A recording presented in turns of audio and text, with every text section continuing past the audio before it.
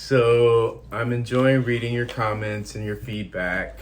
I jumped on here again because there are two things I wanted to say. I got a comment from someone named Peaches Apples, which is interesting. I'm not really sure if it's male or female or other. So Peaches says to me, "So nice to see you. Please inform me of great places to vacation and would you retire there? Why do you live in Atlanta?" I ask myself that every day. Why did you leave Chicago? Why Martha's Vineyard? Did you stay in Oak Bluffs? Would like to hear you speak on current events, social issues, and dating at 50. Just some suggestions. He or she says I'm interesting, no bullshit, which I love. Feel better. First, thank you everyone who's saying feel better, because this is killing me right now even. So the first thing is places that I like to vacation. If you follow me on Instagram, I talk a lot or I just recently spoke about this. I love a beach. Like, I am a total beach person. So, but places that I like to vacation that I would retire is something totally different. So there's a little town, that is like an hour north of Cabo, and it's called Todos, Santos. It is on the beach, and if you rent a car, Jeep, you'll drive up the coast. It's a beautiful drive. There's a hotel called Hotel San Cristobal, which I stayed at. It's small, it's beautiful. It's right on the beach. The pool is amazing. The drinks are amazing. The food is amazing. There are only, I want to say, 18 rooms. Everyone is very friendly there.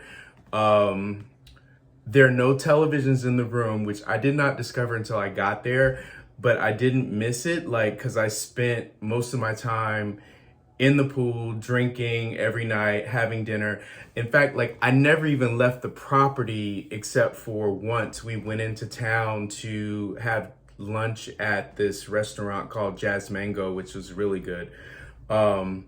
So I definitely would go back there. I love that place. In fact, I've been thinking about going back there by myself. That's a favorite place of mine. Lisbon, I was just there this summer for the first time. I definitely found myself thinking I could retire there because it was very diverse. The people were friendly. Everyone spoke English. The city is beautiful. It's a lot of culture. It's a lot of history. It was also very diverse. I found Black people walking around all the time, which was interesting to me. I just enjoyed it. So I found myself wanting to explore that more. Amsterdam is another favorite city of mine that I love. I've been, I don't know, 5, 6, 7 times. And not for the reasons you might be thinking, but I just do like Amsterdam. Let's see what else to shoot. Why do I live in Atlanta? Okay, well, I'll go with why did I leave Chicago? I left Chicago because it's cold as shit there, and the winters are long, and I did not like them. And I left Chicago and I moved to Los Angeles because it's, 75 and sunny all the time. So it was an easy move, but I wasn't in Los Angeles but a year, and my old job called me and asked me to move back to Atlanta and take a position, which is why I ended up back in Atlanta. I don't necessarily like Atlanta. It's just home for me. I'm open to living anywhere. So that's why I live in Atlanta, and that's also why I left Chicago. Why Martha's Vineyard?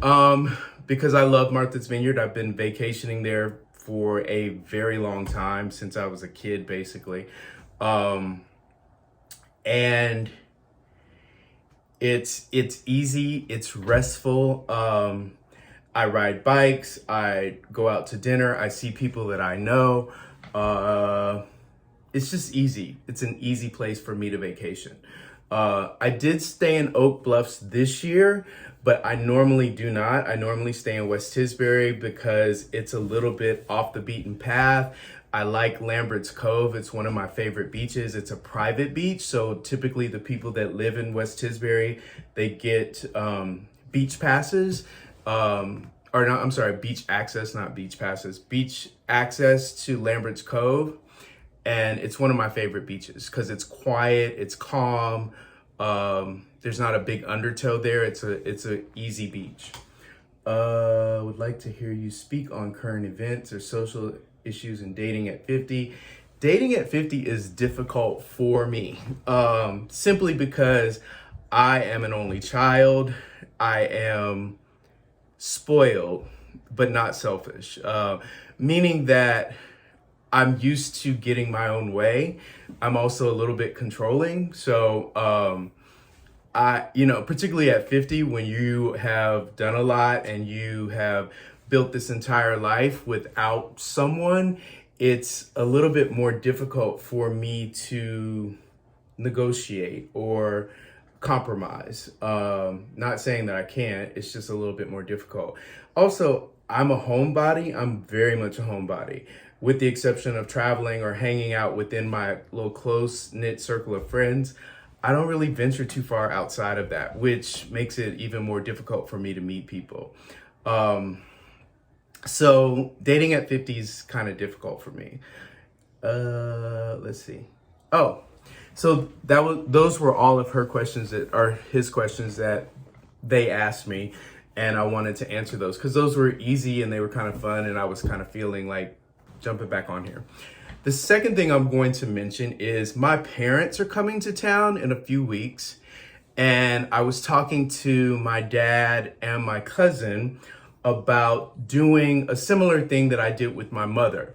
So my mother's side of the family, we have my Aunt Mary, who's from the Hidden Figures movie. My father's side of the family, we have a lot of historical people in his family too. Like, they're equally as fascinating, although a movie's never been done about, that I know of, my family.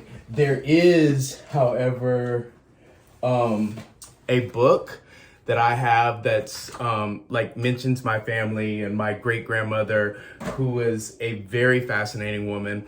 So when my parents are here, I talked to my dad and my cousin about doing a video with the two of them about what it was like growing up in our family. So hopefully you'll stay tuned for that and keep the comments coming. I'm enjoying reading them. I'm going to respond, I promise. But I've got to take a pain pill because this thing is driving me crazy. All right, have a good Saturday night. Bye.